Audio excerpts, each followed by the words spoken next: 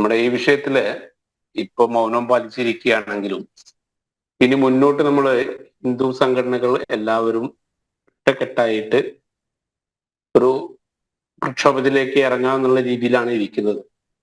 അതുകൊണ്ട് മതപുരോഹിതന്മാരോടും ഇസ്ലാം പുരോഹിതന്മാരോടും നമുക്ക് പറയാനുള്ളത്, ഈ ക്ഷേത്രം എവിടെയാണോ സ്ഥിതി ചെയ്ത് ആ ഭൂമി തിരിച്ചു കൊടുക്കണമെന്നും ഒരു വിഷയത്തിലേക്ക് പോകരുത് എന്നുള്ളതുമാണ് വിശ്വ ഹിന്ദു പരിഷത്ത് എന്ന നിലയിൽ എനിക്ക് പറയാനുള്ള കാരണം.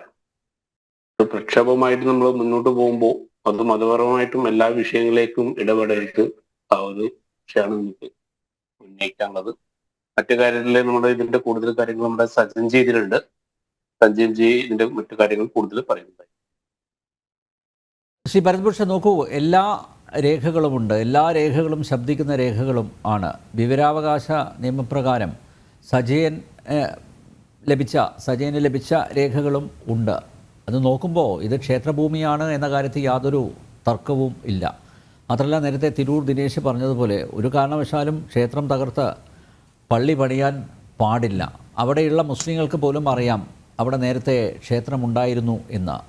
പക്ഷേ അവിടെ എല്ലാ നിയമവും കാറ്റിൽ പറത്തി പള്ളി നിർമ്മാണവുമായിട്ട് മുന്നോട്ട് പോകുന്നത് അതെങ്ങനെ അനുവദിച്ച് കൊടുക്കും?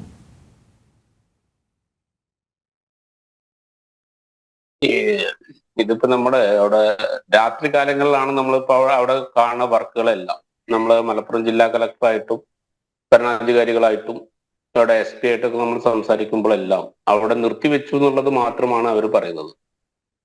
ഈ വിഷയമായിട്ട് ഞാൻ അനവധി പ്രാവശ്യം അവിടെ സജൻജിയുടെ ഒപ്പം പോവുകയും ആ സമയത്ത് പകൽ സമയത്ത് അവിടെ വർക്ക് നടക്കില്ല. രാത്രി കാലങ്ങളിൽ JCB ഉപയോഗിച്ചാണ് അവിടെ വർക്ക് നടക്കുന്നത്. വർക്ക് നടക്കുമ്പോൾ എല്ലാം അവിടെ ശിലകളും അമ്പലത്തിന്റെ മറ്റ് കാര്യങ്ങളും എല്ലാ വിഗ്രഹങ്ങളും അടക്കം അവർ JCB ഉപയോഗിച്ച് ഇപ്പോഴും ഇന്നലെ രാത്രി വരെ അവിടെ വർക്ക് നടക്കുന്നുണ്ട്. അപ്പോഴും നമ്മൾ മലപ്പുറം SP അറിയിച്ചിട്ടുണ്ടായിരുന്നു. പുതിയ SP ആണെങ്കിലും അവര് നമ്മളെ അറിയിച്ചിട്ടുണ്ട്. പോലീസിനെ അറിയിക്കുന്നുണ്ട്, വില്ലേജിനെ അറിയിക്കുന്നുണ്ട്, പഞ്ചായത്തിനെ അറിയിക്കുന്നുണ്ട്. അവരെല്ലാം സ്റ്റോപ്പ് കൊടുത്തു എന്നുള്ളതാണ് പറയുന്നത്. പക്ഷേ അവിടുത്തെ ഇസ്ലാം സഭ, ഈ ഭവനത്തിൽ ഇസ്ലാം സഭ ഇപ്പോഴും അതൊരു വിഷയത്തിലേക്ക് കൊണ്ടുവരാൻ വേണ്ടി മാത്രമാണ് എന്നുള്ളതാണ് എനിക്ക് മനസ്സിലാവുന്നത്. പക്ഷെ നമ്മുടെ അതൊരു പ്രക്ഷോഭമായിട്ട് ഇതുവരെ മുന്നോട്ട് വന്നിട്ടില്ല. ഇനി എല്ലാ ഹിന്ദു സംഘങ്ങളും ഹൈന്ദവ സംഘടനകളും ഒരുമിച്ച് അതൊരു പ്രക്ഷോഭത്തിലേക്ക് വരാം എന്ന് മീറ്റിംഗ് കാര്യങ്ങളൊക്കെ നടന്നുകൊണ്ടിരിക്കുകയാണ്. അത് കേസുമായിട്ട് ഹൈക്കോടതിയിൽ ഇരിക്കുന്നു.